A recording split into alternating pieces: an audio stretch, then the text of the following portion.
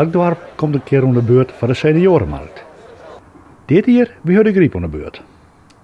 Ja, prachtig om hier vanochtend weer bij aanwezig te zijn. Weer voor mij de tweede seniorenmarkt. En deze markt waar u als partij allemaal bij aanwezig bent en die de doelgroep van de senioren heel veel informatie hier kan geven. Financiële dienstverlening op het gebied van welzijn, op het gebied van gezondheid. De Breijenclub is hier ook alweer aanwezig, prachtig. De seniorenraad die brengt advies uit. De seniorenraad vergadert en die jet overal in alle dorpen hebben een lid zitten en overal jaren ze wat. En die mensen die zeggen, oh daar moeten we wat mee. Voor het welzijn van senioren, van ouderen.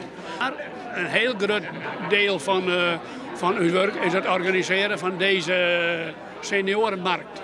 En dat doen we nog wel weer een jaar of 6, 7, ik weet het niet precies meer.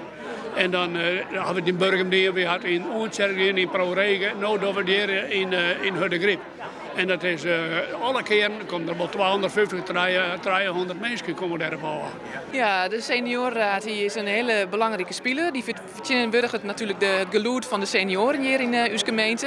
En het is heel mooi dat ze deze markten organiseren. Ja, we rennen op naar 30% van de inwoners van uw gemeente die 65 plus is. 30% van de bevolking. Dus ik denk dat het belangrijk is om daarvoor voor akkoord te wijzen. Maar net alleen de ouderen jouw goeierie. Valpreventie. En Roos en ik hebben samen een gezond boekje gemaakt. Daarin staan gezonde recepten.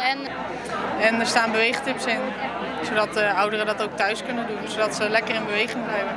Alle dingen die wij doen, dat vind ik belangrijk. Wij senioren wat doen, hè?